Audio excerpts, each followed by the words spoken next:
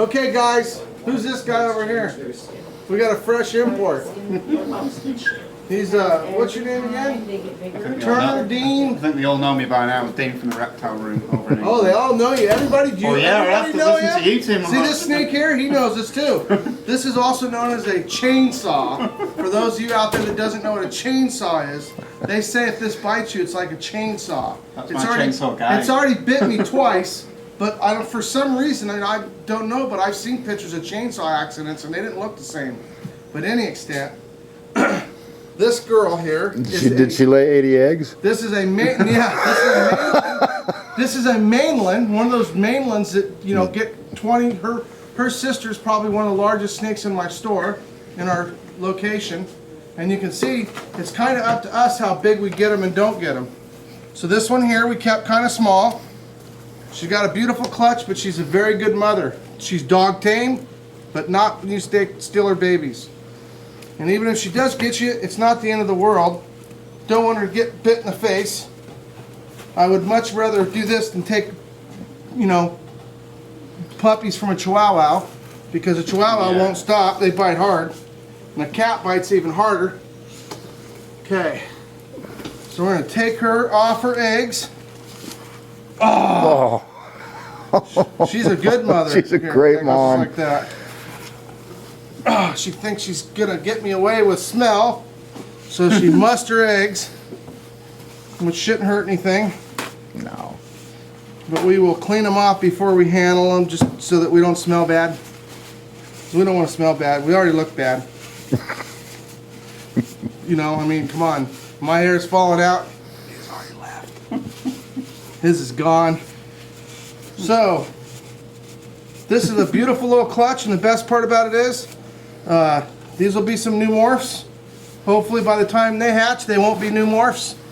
We're already working on this project. There was a caramel super tiger, and these here should be caramel sunfire. Caramel sunfires, blondes, whatever you call them.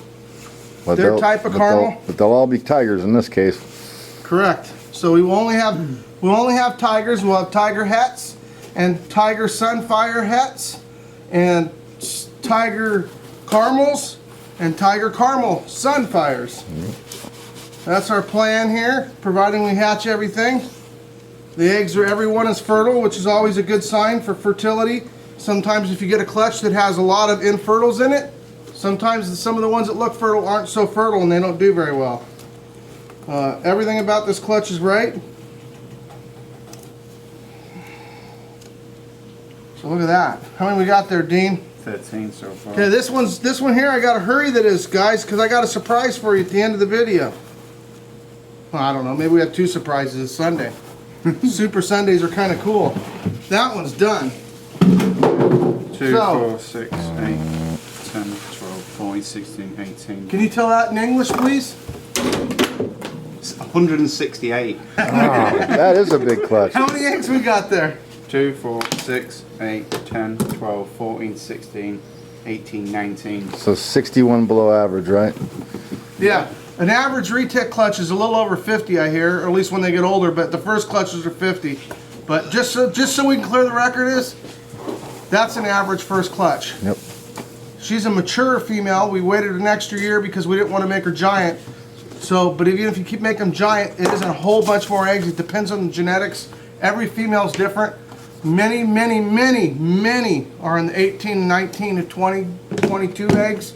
And they'll even maintain that for a while, depending on what the genetics are. We have snakes that are humongous that only lay about 35, 34, 32. And then, of course, that's for the one that lays. There's a lot of them that don't lay. You don't get to breed every retic. If we bred every retic, there would be a lot more babies. Because we've been selling these, so we've been breeding large pythons for this our 28th year for myself. And for some reason, there's still a lot of pythons that we can left to make and breed, and we pretty much maintain everything right. We sell them all over the world.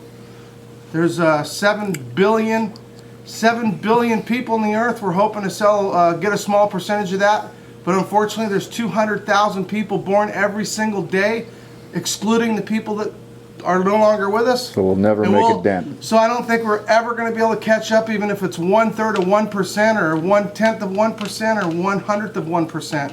So we're going to have to work hard to get our skills up so we can make a difference. Because you know what? We produce so many less snakes than what's been pulled out of the wild for the last 20 years. It's insane. And we believe in captive propagation is a way to conservation. Because why take them out of the wild if we can breed them in the United States, breed them in Canada, breed them in England? You know what I mean? There's just no reason to pull animals from the wild anymore. So the concept we have is, instead of taking animals from the wild, which has been happening since I was a kid, by the tens of thousands, pulling them out of the jungles. Yeah, meltdown transition as well. Right. We want to do it through captive propagation.